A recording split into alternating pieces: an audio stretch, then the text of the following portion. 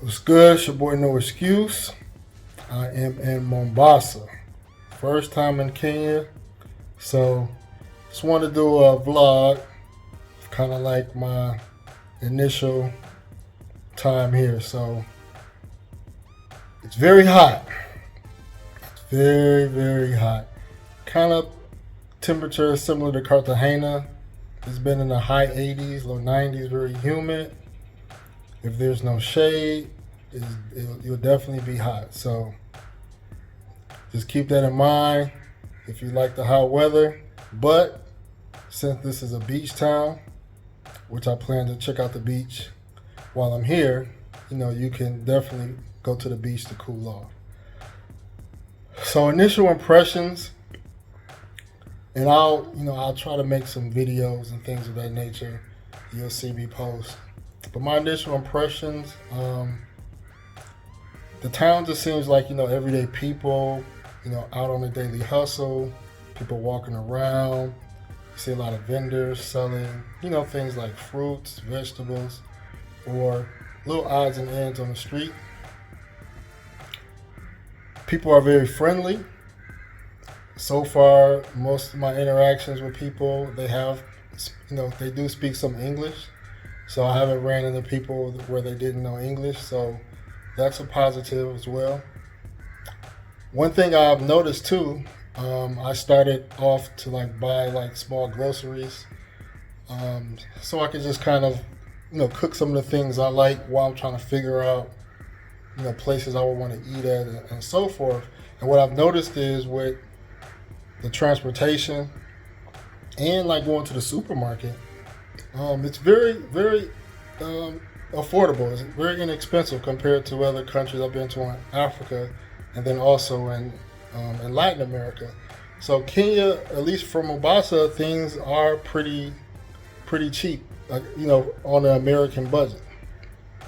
I think I got a decent amount of groceries, snacks, things to drink, something for breakfast, lunch, and dinner, and I probably spent like $25, including all the things I need to prepare food. So I was like, okay, that's cool.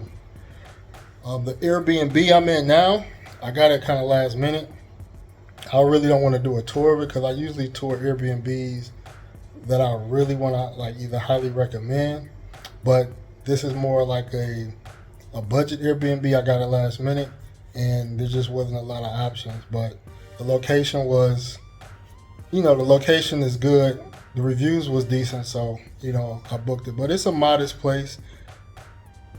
One thing that I have to do here is I have to load electricity if I run out. So, they gave me instructions how to load electricity, which is a little inconvenient. I wish they would just, put enough electricity, but I understand, people, money is tight, so you just can't overspend. So that's why the Airbnb was reasonably priced, because they considered that you would have to pay for your own electricity. So I have an air conditioner unit in the bedroom only, and I'm in the living room right now, and there's a ceiling fan, so it's okay. I'm used to warm weather, living in Houston, Texas, visiting, Cartagena, Colombia a lot, and other places in Latin America. So, I could, adapt to living in these environments. This Airbnb does have a hot water. Most of them in Mombasa, they don't, but this does have hot water. But to be honest with you, I didn't even really need the hot water shower because the room temperature water is warm enough to take showers in. I did notice just a level of, and I don't like to use the word poverty a lot, because poverty to me is like the infomercials they used to show in the U.S. commercials where they say, 99 cents a day will help feed this family, for a month. And you got, you seeing the, conditions that just unfathomable. But when I say, I need a better word, but people that just don't have a lot of money, I can see that.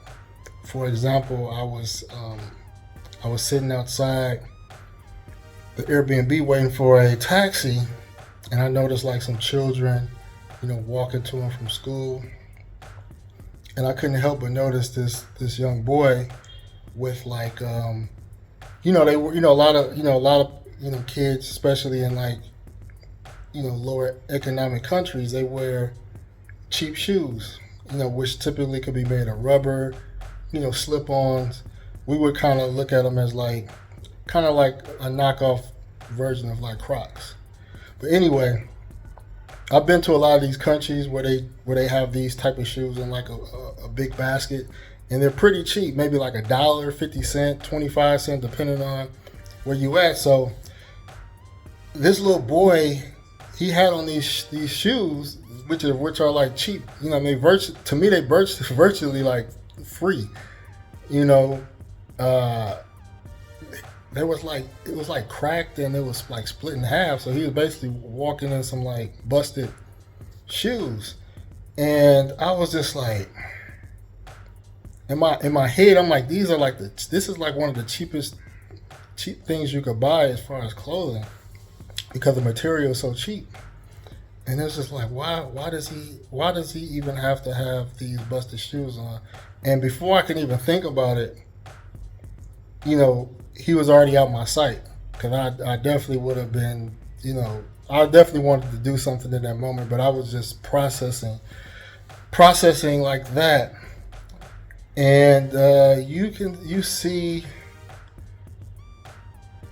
people trying, very humble. I've been in a lot of countries where the economy is not good, and people way of getting money is, whether it's begging or, trying to overcharge you.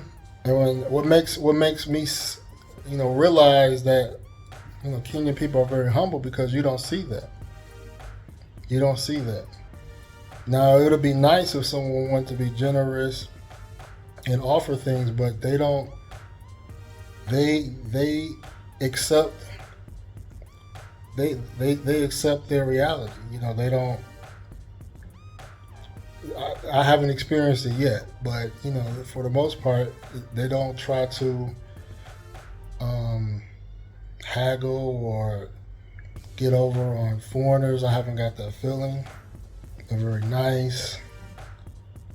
You might see at the airport. You might see some things, especially with taxi drivers. You definitely might see some things, but even compared to me visiting Uganda, where a lot of people wanted to be helpful, but after they got finished helping me, they had their hand out. So it was just like, okay, you're doing this for some monetary reason, which is fine, but a lot of times I probably didn't need the assistance anyway. So that's that. A way I kind of look at, see like how the economics is, or how much, how people are really living. And you can see this in any country, even in the U.S. Women do this a lot when it comes to dudes. For example, living in some of the urban cities I lived in, first thing a woman would look at is your shoes. So if you got some busted like Air Force Ones, if people don't know what Air Force Ones is, Nike Air Force Ones, if you got some dirty or busted Air Force Ones, they're going to make a assessment of who you are, how much money you probably make, status, and so forth. So I think that translates to a lot of different places in the world. The type of shoes you wear is an indicator of where you are from a social economic standpoint. In general, not saying all, but in general. So I can see some things from that, but so I still have to check out a beach or two while I'm here. The nightlife, try to get a sneak peeks of the nightlife, and then I'm gonna head to Nairobi. So, but yeah, I would just say everything is cool so far. the everyday life, what I see, because that's what I try to look at from if I could live here. Now, just the vibe, the everyday life vibe, is not my type of vibe. It's kind of a little laid back.